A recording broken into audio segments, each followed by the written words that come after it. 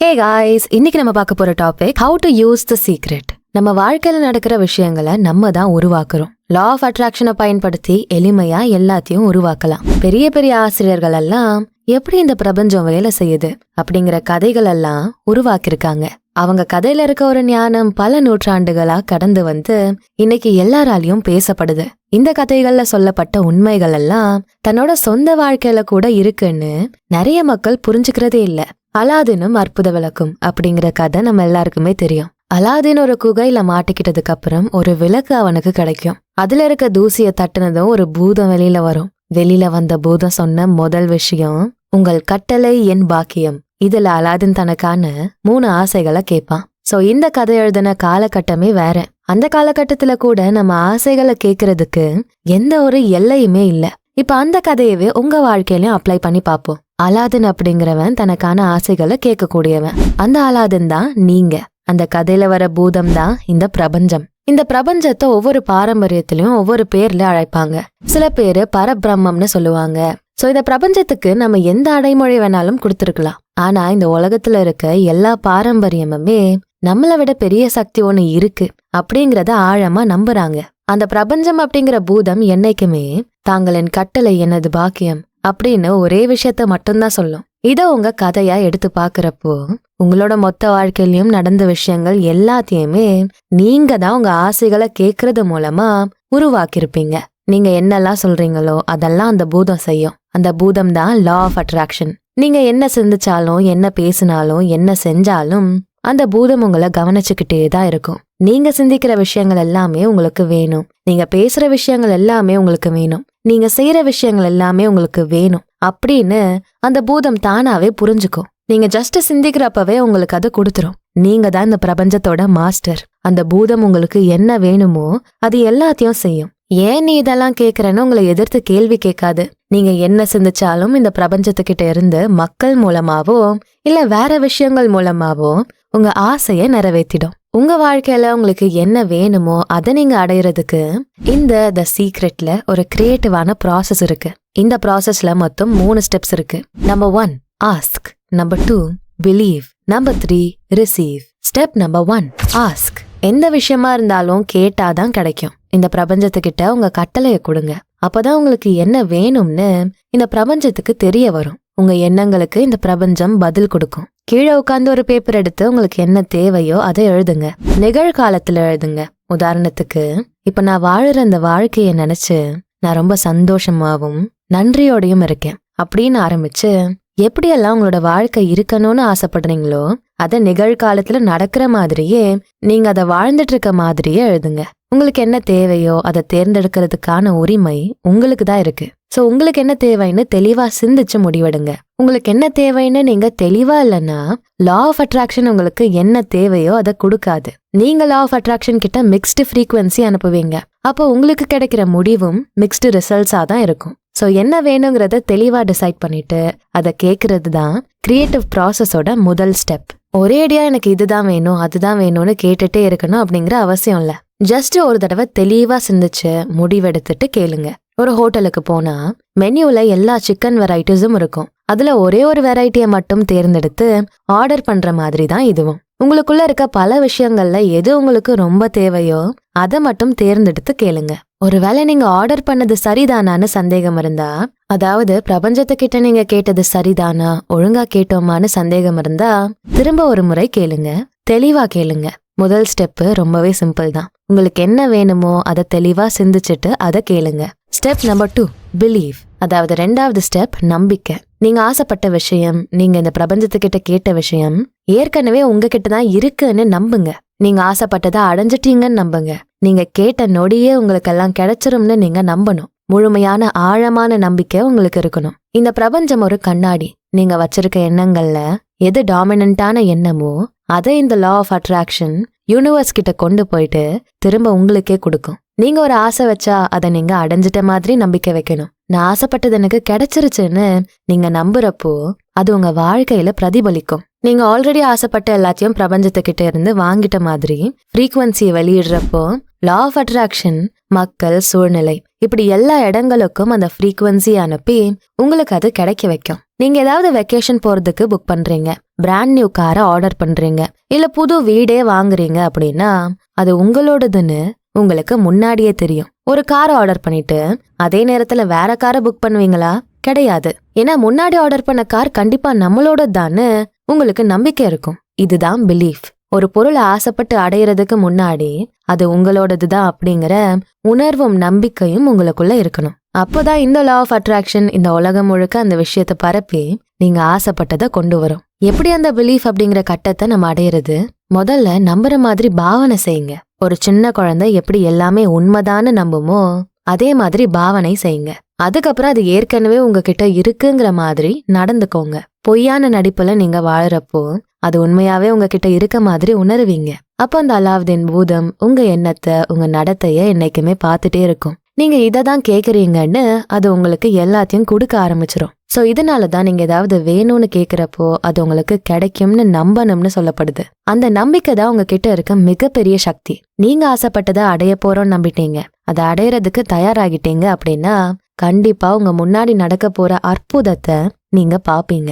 எப்படி நீங்க ஆசைப்பட்ட விஷயம் உங்களை தேடி வரும், பிரபஞ்சம் எப்படி நான் கேட்டதை கொடுக்கும் அப்படின்னு நீங்க சிந்திக்கிறது தேவையில்லாத விஷயம். உங்களுக்காக இந்த பிரபஞ்சம் செய்யறத அப்படியே செய்ய விடுங்க. அதை அலசி ஆராயாதீங்க. இது எப்படி நடக்குது, பிரபஞ்சம் எப்படி கொடுக்குது அப்படின்னு நீங்க யோசிக்க ஆரம்பிச்சிட்டா நீங்க ஆசைப்பட்டதுக்கான ஃப்ரீக்வன்சியே வெளியிட மாட்டீங்க. உங்களுக்கு நம்பிக்கை இல்லைன்னு அர்த்தமாயிடும். இப்படி ஆராயிரப்போ நீங்க ஆசைப்பட்டதை இந்த பிரபஞ்சம் கொடுக்கும்னு நீங்க நம்பிக்கை வைக்கலன்னு அர்த்தம். சோ உங்களுக்கு கிடைக்கும்னு நம்புங்க. எப்படி நமக்கு இந்த பிரபஞ்சம் கொடுக்குது அப்படின்னு ஆராய வேண்டாம். ஆராயறது நம்ம கிரியேட்டிவ் ப்ராசஸோட பகுதி கிடையாது. நம்புறது தான் நம்ம கிரியேட்டிவ் ப்ராசஸோட பகுதி. நம்ம ஆசைப்பட்ட விஷயம் நமக்கு கிடைக்கலன்னா நம்ம ரொம்ப கோவப்படுவோம், ரொம்ப மன வருத்தத்துல உட்காருவோம். நம்ம ஆசைப்பட்டதே கிடைக்கலன்னா இந்த பிரபஞ்சம் பொய்யா அப்படின்னு சந்தேகம் வர ஆரம்பிச்சிரும். அந்த சந்தேகம் தான் உங்களை ரொம்ப மன கஷ்டத்துக்கு ஆளாக்கும். அந்த சந்தேகத்தை மாத்துங்க. நம்பிக்கை அப்படிங்கிற எண்ணத்தை வச்சு அந்த சந்தேகத்தை ரீப்ளேஸ் பண்ணுங்க. நம்ம ஆசைப்பட்டதை அடையிறதுக்கான கிரியேட்டிவ் ப்ராசஸ்ல 2வது ஸ்டெப் நம்பிக்கை தான். Step number 3 receive. கிரியேட்டிவ் ப்ராசஸ்ல 3வது ஸ்டெப் வாங்குறது, அதாவது ரிசீவ் பண்றது. நம்ம ஆசைப்பட்ட விஷயம் நமக்கு கிடைக்குதுன்னா நம்ம எவ்வளோ சந்தோஷப்படுவோம். நம்ம ஆசைப்பட்ட ஒரு விஷயம் கேட்கிறப்போ அது கிடைச்சிட்டா எவ்வளோ சந்தோஷப்படுவோமோ அதே மாதிரி சந்தோஷப்படணும். நம்ம இப்படி ஃபீல் பண்றது, சந்தோஷப்படுறது எல்லாமே நம்மளோட ஃப்ரீக்வன்சி மூலமா இந்த பிரபஞ்சத்துக்கு போகும். லா ஆஃப் அட்ராக்ஷன் அதே சந்தோஷத்தை திரும்ப கொடுக்கும். ஒரு தடவை கேளுங்க, அது கிடைச்ச மாதிரி நம்புங்க, அது கிடைச்ச மாதிரி சந்தோஷப்படுங்க. நீங்க ஆசைப்பட்டது உங்களுக்கு சீக்கிரமே கிடைக்கணும்னா என்னோட வாழ்க்கைக்கான சந்தோஷத்தை நான் அடைஞ்சிட்டு இருக்கேன், எல்லாத்தையும் நான் அடைஞ்சிட்டு இருக்கேன் அப்படின்னு சொல்லுங்க. ஆத்தரோட ஃப்ரெண்டு மார்சி தான் நான் பார்த்ததுலேயே சிறந்த மேனிஃபெஸ்டர்னு ஆத்தர் சொல்றாங்க. மார்சி எல்லாத்தையும் உணர்வாங்களா. அவங்க என்ன கேக்குறாங்களோ அதை ஆல்ரெடி ரிசீவ் பண்ண மாதிரி சந்தோஷத்தை உணர்வாங்களாம். இந்த உணர்வு மூலமாவே தான் ஆசைப்பட்டது எல்லாத்தையும் மேனிஃபெஸ்ட் பண்ணுவாங்களாம். சோ இப்பவே எல்லாத்தையும் நல்ல விதமா உணருங்க. ஆக்ஷன், அதாவது நடவடிக்கை அப்படிங்கிற வேர்ட் சில மக்களுக்கு வேலை அப்படின்னு பொருள்படும். ஆனா ஒரு விஷயத்த உத்வேகத்தோட பண்றப்போ அது சாதாரணமான வேலை மாதிரி இருக்காது. சாதாரணமா நடக்கிற ஆக்ஷனுக்கும் இன்ஸ்பயர்ட் ஆக்ஷனுக்கும் வித்தியாசம் இருக்கு. இப்ப நீங்க ஜஸ்ட் ஆக்ஷன் பண்றீங்கன்னா ஆசைப்பட்டதை நடத்த ஒரு ட்ரை பண்ணுவீங்க, அதுல தோத்துட்டா பின் வாங்கிடுவீங்க. ஆனா இன்ஸ்பயர்ட் ஆக்ஷன் அப்படி கிடையாது. இதுக்கு முயற்சி தேவையில்ல. தான் ஆசைப்பட்டது தனக்கு கிடைக்குது அப்படிங்கிற எண்ணத்துல இருந்தாலே அந்த உணர்வு ரொம்ப அற்புதமா இருக்கும். உங்க வாழ்க்கைய வளைஞ்சு வளைஞ்சு ஓடுற நதியா கற்பனை பண்ணிக்கோங்க. இப்ப ஒரு விஷயத்த நடத்தி காட்ட செயல்படுறப்போ அந்த நதியோட நீரோட்டத்துக்கு எதிரா செயல்படுற மாதிரி உணர்வீங்க. அது உங்களுக்கு ரொம்ப சிரமமா தான் இருக்கும். அது மட்டும் இல்லாம நிறைய போராட்டங்கள் நிறைஞ்சதா இருக்கும். அதுவே நீங்க பிரபஞ்சத்துக்கிட்ட இருந்து அடையிறதுக்காக செயல்படுறப்போ அதே நதியில நீங்க மிதக்கிற மாதிரி உணர்வீங்க. எந்த முயற்சியும் போடுற மாதிரியே இருக்காது. இதுதான் இன்ஸ்பயர்ட் ஆக்ஷனோட உணர்வு. பிரபஞ்சத்தோடையும் வாழ்க்கையோடையும் சமநிலையோட செயல்படுவீங்க. நீங்க ஆசைப்பட்டதை பெறுற வரைக்குமே அந்த செயல்ல ஈடுபட்டிருந்த நினைவே இருக்காது. ஏன்னா அந்த செயல்பாடு நமக்கு எல்லையற்ற மகிழ்ச்சியை தந்திருக்கும். கொஞ்ச நேரம் அமைதியா உட்காந்து நம்ம ஆசைப்பட்டதை அடைய என்னெல்லாம் பண்ணோம்னு பார்த்தா அப்பதான் நமக்கு புரியும் பிரபஞ்சம் உங்களை அவ்வளோ அழகா வழி நடத்திருக்குன்னு. நீங்க ஆசைப்பட்டதை எப்படியெல்லாம் உங்ககிட்ட கொண்டு வந்து சேர்த்திருக்கு அப்படின்னு ஆச்சரியப்படுவீங்க. இந்த பிரபஞ்சத்துக்கு நிறைய வேலை இருக்கும். இங்க இருக்க எல்லா உயிர்களோட ஆசையையும் நிறைவேற்றணும். அதனால பிரபஞ்சத்துக்கு வேகம்தான் பிடிக்கும். எப்பவுமே தாமதப்படுத்தாதீங்க. ஒரு விஷயத்த கேட்டுட்டு இது நடக்குமான்னு செகண்ட் தாட் வைக்காதீங்க. சந்தேகப்படாதீங்க. சந்தர்ப்பம் கிடைக்கிறப்போ இப்போவே உடனே செயல்படணும் அப்படிங்கிற உணர்வு வரப்போ, உங்க உள்ளுணர்வு இத செய்யன்னு தோன்றப்போ உடனடியா அதை அப்படியே செஞ்சிருங்க. இதுதான் உங்க வேலை. நீங்க இத மட்டும்தான் செய்யணும். உங்க உணர்வை நம்புங்க. ஏன்னா உங்களை தூண்டுறது இந்த பிரபஞ்சம் தான். நீங்க ஒரு விஷயத்த அடையிற ஃப்ரீக்வன்சில உங்களோட பிரபஞ்சம் தகவல் பரிமாற்றம் செஞ்சுக்கும். நீங்க உள்ளுணர்வோட உத்வேகத்தோட செயல்படுறப்போ அதை நிறைவேற்றுறதுக்கான செயல்பாடுல இறங்குங்க. அதை அடைஞ்சதுக்கான உணர்வை வளர்த்துக்கோங்க. நீங்க ஆசைப்பட்டதை அடையிறதுக்கான காந்த சக்தியோட இந்த பிரபஞ்சம் உங்களை வழி நடத்தி செல்லுதுன்னு உணர்வீங்க. உங்களுக்கு என்னெல்லாம் தேவையோ அதெல்லாம் அட்ராக்ட் பண்ணுவீங்க. உங்களுக்கு பணம் வேணும்னா அதையும் அட்ராக்ட் பண்ணுவீங்க. இல்ல உங்களுக்கு நெருக்கமான ஒரு நண்பர் வேணும்னா அதையும் நீங்க அட்ராக்ட் பண்ணுவீங்க. இல்ல ஏதாவது புத்தகம் பேனான்னு வேணும்னா கூட அட்ராக்ட் பண்ணுவீங்க. ஏன்னா உங்ககிட்ட எல்லாத்தையும் ஈர்க்கிறதுக்கான காந்த சக்தி இருக்கு. நீங்க ஒரு மேக்னெட் அப்படிங்கறத என்னைக்குமே ஞாபகம் வச்சுக்கோங்க. இந்த லா ஆஃப் அட்ராக்ஷன் நீங்க ஆசைப்பட்ட எல்லாத்தையும் உங்ககிட்ட கொண்டு வந்து சேர்க்கணும் அப்படிங்கறத நீங்க உணர்ந்து அதை எவ்வளவு அதிகமா வாழ்க்கையில தொடர்ந்து நடைமுறைப்படுத்துறீங்களோ அவ்வளவு அதிகமான காந்த சக்தி இருக்கிறவங்களா நீங்க மாறுவீங்க. ஏன்னா நம்பிக்கை, விசுவாசம் இதோட சக்தியெல்லாம் நீங்க இந்த லா ஆஃப் அட்ராக்ஷனுக்கு கொடுக்குறீங்க.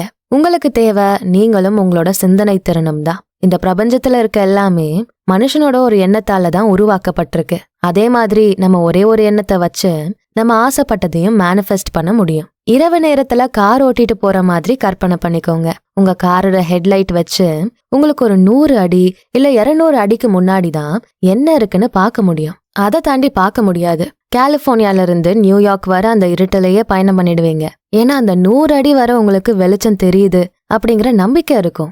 இதே மாதிரிதான் வாழ்க்கையும். உங்களுக்கு முன்னாடி இருக்க அந்த 200 அடிக்கு மேல நீங்க நம்பிக்கை வச்சா உங்க வாழ்க்கையில மாற்றங்கள் நடந்துகிட்டே இருக்கும். நீங்க எங்க போகணும்னு ஆசைப்படுறீங்களோ அந்த முடிவுக்கு உங்களை கொண்டு போய்விடும். ஏன்னா அது உங்களோட தேவைன்னு பிரபஞ்சத்துக்கு நல்லாவே தெரியும். சோ இந்த பிரபஞ்சத்தை நம்புங்க.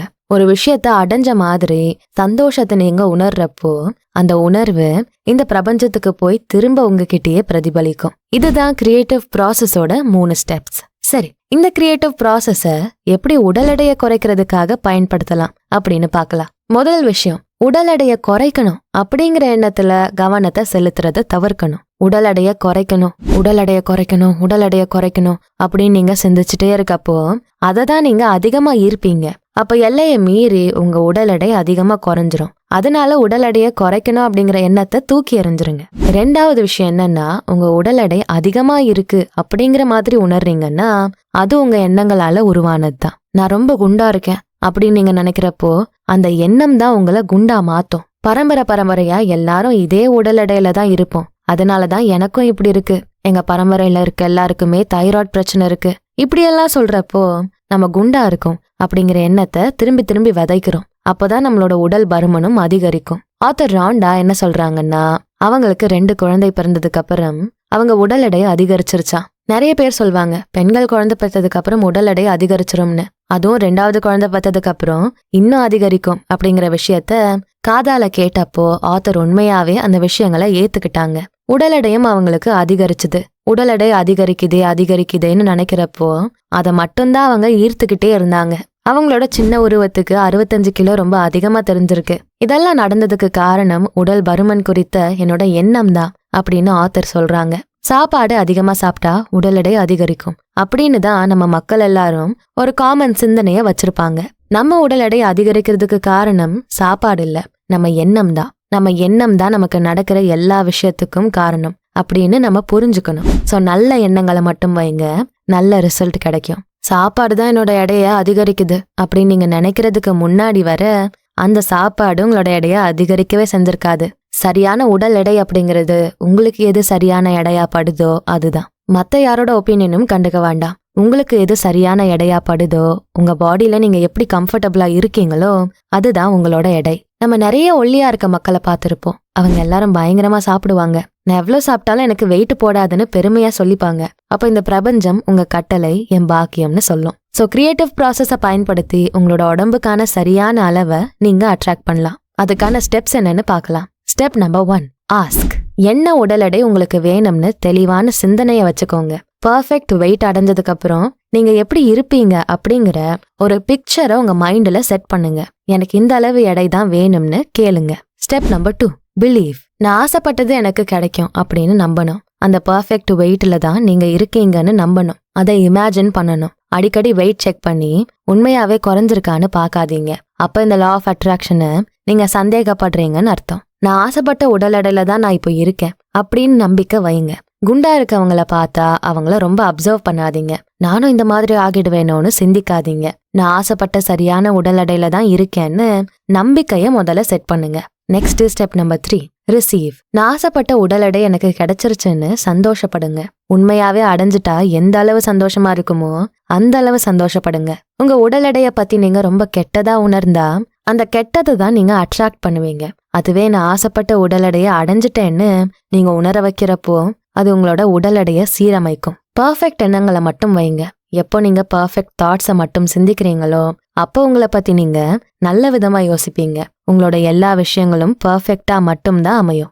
இந்த பதிவு உங்களுக்கு பிடிச்சிருந்தா இந்த வீடியோக்கு லைக் பண்ணிட்டு உங்க ஃப்ரெண்ட்ஸ் அண்ட் ஃபேமிலிக்கு ஷேர் பண்ணுங்க. அப்படியே ஞாபகமா நம்ம சேனல் பியாண்ட் தி ஆர்டினரி அப்புறம் பாடி அண்ட் சோல் தமிழ் ரெண்டுத்துக்கும் சப்ஸ்கிரைப் பண்ணிட்டு பெல் ஐக்கானை அழுத்திருங்க. நான் உங்களை அடுத்த வீடியோல பாக்குறேன். நன்றி.